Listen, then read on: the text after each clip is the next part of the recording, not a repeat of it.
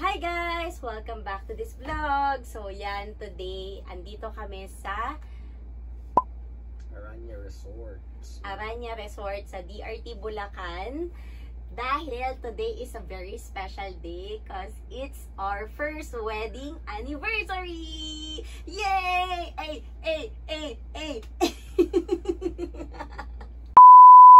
Kung balak nyo dito magstay, when it comes to location and accessibility, 2 hours from Metro Manila lang siya. And okay naman yung dadaanan nyo from Metro Manila up to here.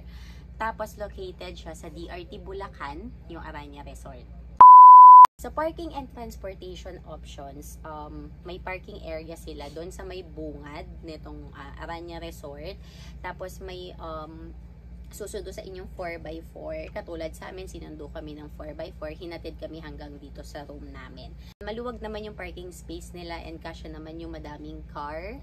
And don't worry kasi wino-workout na din daw ni Aranya na magkaroon ng parking dito na malapit sa mga rooms.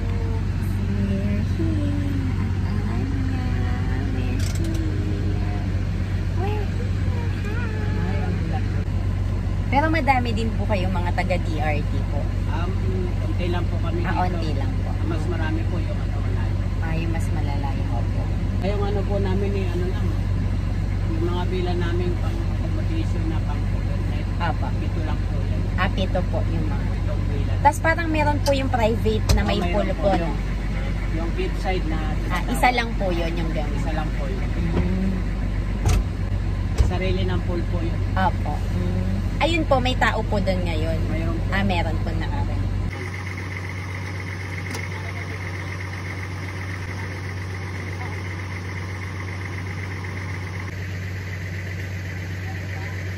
Hi! Room tour! Room tour! Room tour! Tara! Yan! Ito yung room namin for 2 days! May malaking mirror. Tapos, andito yung couch. Yan. Tapos, may bed. Si Billy, ang laki ng bed. Tapos, ito, mayroon kaming, ano ba tawag dito? Balcony. Ito, pwede siya isarado. Pwede din siya i-open. Tapos, pwede kaming tumambay. So, ganda. Yan yung view.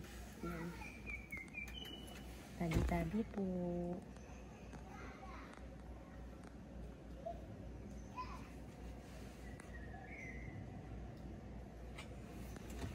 Yeah. Let's enjoy. Hi, baby.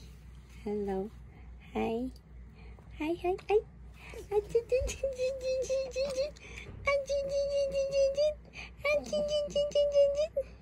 Kahit saan po dyan, ma'am, sir. Mayroon po tayong...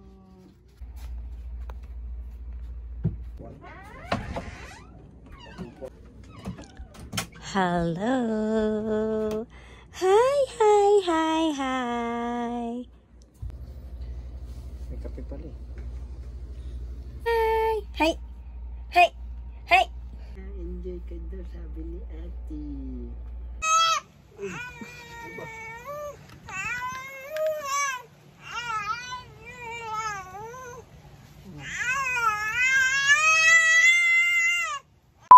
Sa mga types of rooms nila dito, meron sila ditong 5 to 6 cabins. So, dito kami nakastay sa number 6 yata kami.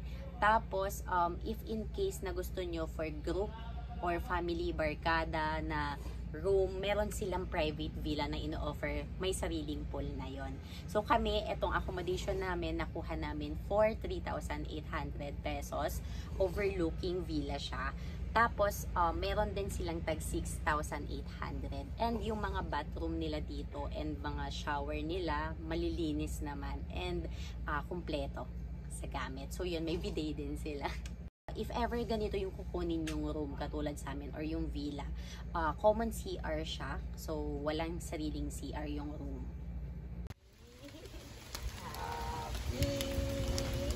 Happy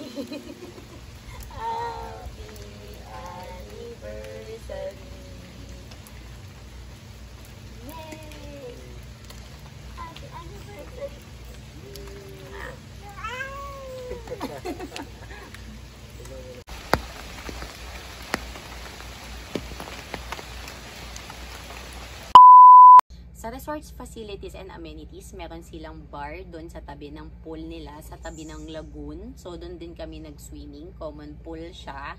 And open naman siya palagi. And ang ganda ng view niya. Promise. Sobrang relaxing. Tapos, mga ibon lang yung maririnig nyo dito. Tapos, walang wifi. Kayo-kayo lang mag-uusap. Tapos, pwede din kayo mag-breakfast doon sa bar nila.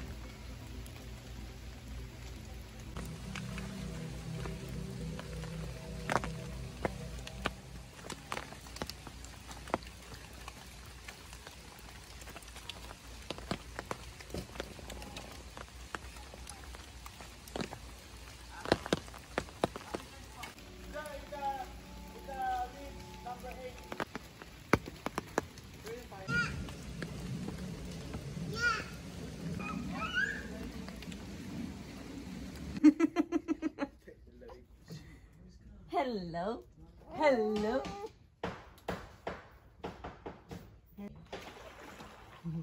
May mga guests din po mag-check-in naman. Meron naman. Kahapon po, onti lang po.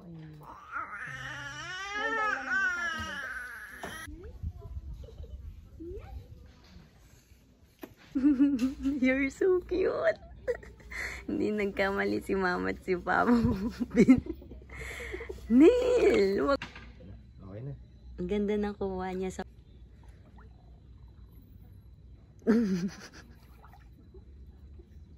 Tawa na din.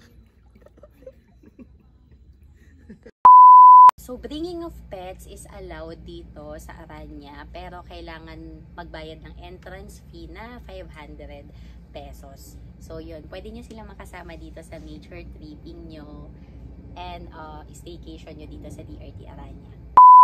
Sa dining options nila, ipapakita ko sa inyo yung mga menu nila na ina-offer. So, kami ang napili namin na orderin kagabi is sisig and T-bone. Tapos, nag-order lang din kami ng drinks namin, which is yung iced tea. Pwede din kayo mag-order ng snacks. May ina-offer sila dito sa room. Pwede kayo kumuha. Naka-inventory sila. Tapos, may prices naman na iiwan sa inyo.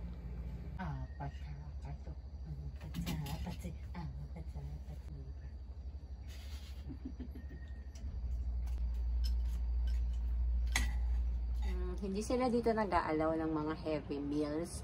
Pero if prefer nyo talaga magdala, pwede naman. Pero, kailangan nyo magbayad ng correct fee, which is 1,500. Kami nagdala lang kami ng light snack. Tapos, dito na lang din kami nag-order.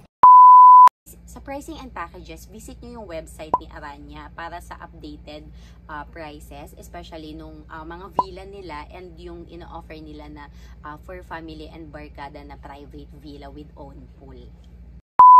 Sa parking, sinundo kami ng 4x4 up to here sa may room namin, hinatid kami, and sobrang accommodating na mga staffs nila, nagkakakwentuhan pa nga namin. Tapos nalaman namin na sa kanila din pala yung sa The Cabin sa San Miguel, Bulacan. So yun, try nyo din visit yung website nun.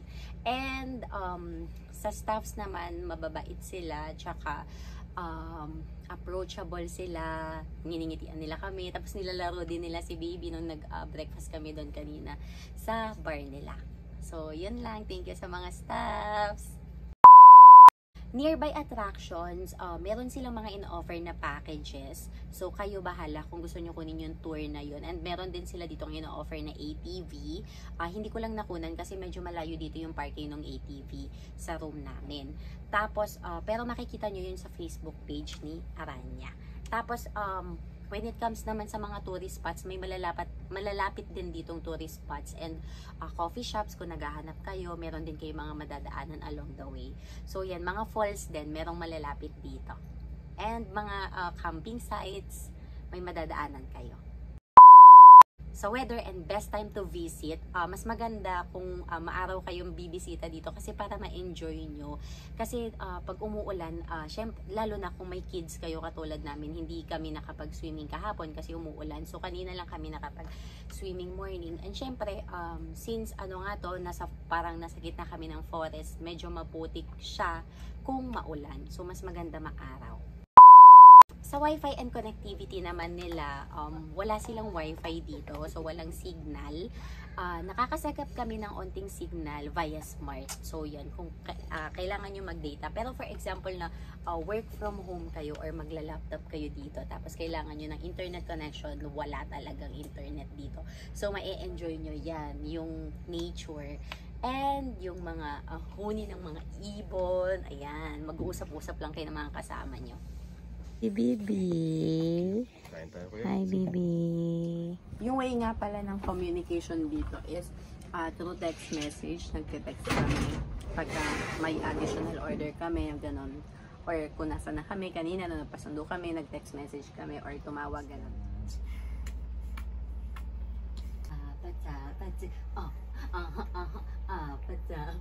Really? Hello, Bibi. Good morning! Hello! Babe naman yan overnight. I love you.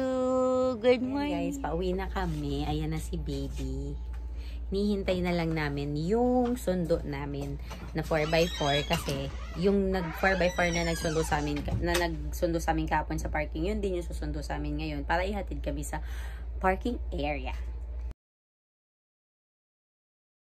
Okay, pack up. Let's go home na.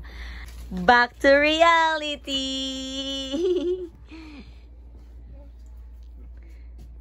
Sabi mo back to reality. Ano masasabi mo tapos na yung staycation natin?